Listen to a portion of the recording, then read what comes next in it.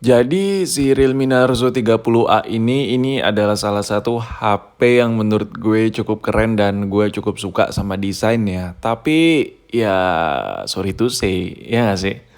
Kemarin kan gue udah bilang kan, ya tapi nggak semua sih dari lo tahu karena nggak semua juga lo nonton. Nah kemarin tuh gue bilang bahwa gue tuh bakal ngegantiin Realme Narzo 30A ini dengan Redmi Note 10 yang lagi gue pakai saat ini. Dan dulu banget gue pernah bilang bahwa Realme Narzo 30A ini bakal gue jadiin daily driver gue yang kesekian, tapi ternyata enggak.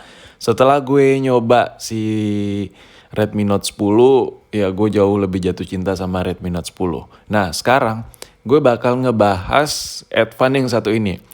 Ngomongin soal Advan, gue udah cukup banyak konten Advan di channel ini ya kan. Demi memenuhi hasrat dari permintaan penonton gue juga bang, bahas Advan, bahas Advan. Nah jadi Advan itu sebenarnya gue jatuh cinta terhadap HP Advan itu salah satunya Advan NASA yang dulu-dulu gue sempat bikin video juga. But to be honest, gue ngebutuhin gak hanya dari segi layarnya aja yang enak. Pada saat gue review Advan NASA itu gue bilang bahwa layarnya tuh enak tapi performanya gak cukup buat gue gitu. Nah sekarang gue ngembat lagi Advan yang satu ini dan ternyata Advan ini juga nggak memenuhi kriteria gue. Di sini gue bakal fokus buat ngebicarain build quality-nya aja kali ya. Hal pertama yang gue notice adalah HP yang satu ini tuh nggak ada kesan premiumnya sama sekali. That's why gue suka. Gue suka sama kondisi seperti itu. Kenapa? Karena ketika handphone itu nggak kelihatan looks-nya ala-ala luxury atau apalah ya. Itu that's way better, kayak lebih natural aja gitu, plastik yang paksa-paksakan menyerupai kaca lah, yang dipaksakan kilat-kilat lah. Itu nggak ada semua komponen-komponen seperti itu di Advan yang satu ini dan gue ngelihatnya tuh enak aja gitu. Ya jadi dari segi tampilan kelihatan lebih oke kalau menurut gue ya kan. Ya terlihat oh ini loh ya bahannya begini ya. Ya udah kelihatan gitu. Terus dari segi pemakaian nggak terlalu apik-apik amat buat gua ya, jadi nggak sayang-sayang buat makin HP. Tapi di sini ngomongin masalah build quality, terlepas dari apa yang lu lihat, ada satu hal yang mengganjal buat gue apalagi kalau bukan layar ya. Oke lah mau bahannya plastik mau apalah ya, terserah Advan-nya mau kayak gimana. At least setidaknya gitu. Bagian layarnya itu, sorry kalau ada suara tembakan ada yang lagi main PUBG soalnya. Gue gak tahu sih lu kedengeran apa kagak. Jadi bagian layarnya itu kayak gimana ya gue bilang ya. Gue udah pernah bilang tuh silau banget. Yang dimana tuh HP-HP yang harga di bawah sejutaan pun udah banyak. Yang harga second di bawah sejuta ya, itu udah banyak yang layarnya tuh kalau dalam keadaan mati tuh black banget ya kan. Black hitam pekat.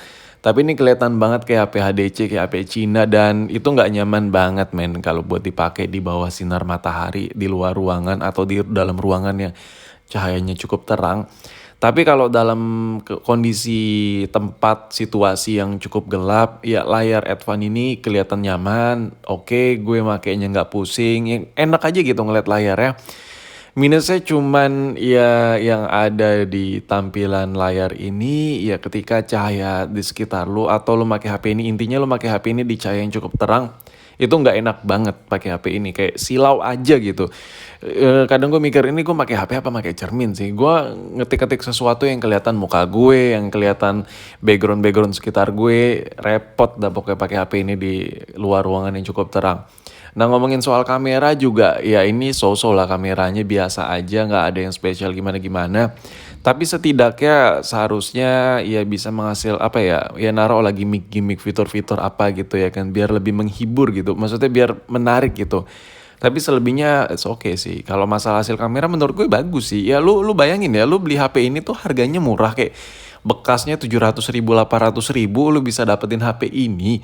Dan lu mengharapin kamera yang bagus ya nggak bisa lah. Tapi yang jelas untuk harga 700 ribu 800 ribu harga bekasnya dan lu ngetes kamera dan lu jepret-jepret, hasilnya menurut gue bagus gitu. Sesuai gitu sama harganya. Cuman kurangnya itu kurang gimmick-gimmick fiturnya aja, fitur-fitur gimmick ya kayak mode malam, mode-modean yang cuman permainan software lah, menurut gue itu bisa diimplan ke sini yang seharusnya bisa, dan kurang di situ aja sih menurut gue. Ya jadi ada fitur ala-ala gitu ya kan. Nah, Hal terakhir yang paling gue suka dari Advan ini adalah baterainya bisa dilepas. Mungkin sebagian orang anjir, ini HP kelihatan kuno banget. Enggak men. Jadi baterai yang bisa dilepas itu menghilangkan keribetan terhadap usernya. Kenapa? Lo mau menaruh SIM card nggak perlu cari tusukan kartu.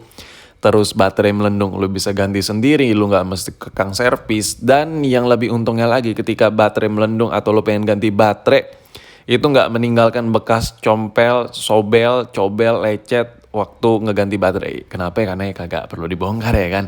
Dan yang paling menguntungkan lagi dengan baterai bisa dilepas secara manual seperti ini, bukan secara otomatis, secara sendirilah seperti ini, itu adalah ketika HP itu nge-lag, ketika HP itu error, tinggal cabut baterai. Itu suka banget gue kayak gitu. Dan lu asal tahu aja ya, ya wajar sih bang. HP mahal ya buat apa baterai dilepas orang gak bakal nge-lag. Kagak. Gue make iPhone 12 pun pernah nge-lag. Dan sampai gue restart. Itu ribet banget. Dan ya kadang ada momen tertentu tuh pengen aja gitu nyambut baterai itu lebih simpel. Dan ya memang ada impact-nya sih ke mesin. Tapi kalau sesekali gak masalah lah. Jadi menurut gue dengan kondisi baterai terlepas seperti ini menurut gue nilai plus banget sih. Nah overall kesimpulannya kalau ngomongin masalah mulai dari build quality, terus fitur-fitur, menurut gue semua yang ditawarkan Advan ini semuanya udah oke, pas. But ada satu hal yang ngeganjel buat gue yang seharusnya bisa diimprove. Apa tuh? Layar ya kan? Lu bayangin aja ya. Orang kalau beli HP di harga 800.000, 700.000 itu udah nggak mikir ngelek kan men, sama sekali. Ya udah pasti jelek lah itu HP buat hal performa ya kali lu mau ngegame di HP segitu. Ya mereka pikirkan adalah kenyamanan dalam memakai. Ya yang pertama HP itu nyaman dipakai tuh dari apa ya dulu tampilan LCD-nya. Nah menurut gue itu aja sih dari LCD. Terus kalau dari segi desain, ya ini nih, bagian kinyis-kinyis yang kilat-kilat ini kalau dari pemakaian lama bakal ngegesek dan bakal baret-baret di area yang lagi gue pegang ini deh. Jadi ya apalagi kalau HP lu tuh nggak pakai soft case, jelly case, apalah, itu bakal banyak banget lecet-lecet dalam waktu yang cukup lama. Kalau menurut gue sih seperti itu. Tapi ya secara keseluruhan ya nggak ada masalah sih. Dan ya mungkin itu aja yang bisa gue curahkan. Ini adalah curhatan gue aja sih mengenai HP buatan Indo yang satu ini. Kalau lo tanya apakah lo puas bang, gue nanya cukup puas tapi nggak puas-puas banget sih. Tapi kalau sebenarnya layarnya oke, enak, pekat gitu, hitam banget ya kan, kayak HP-HP lain, ya gue bakal impress banget sih. Ya bakal gue paksain buat ya nyoba review lebih dalam lagi kali.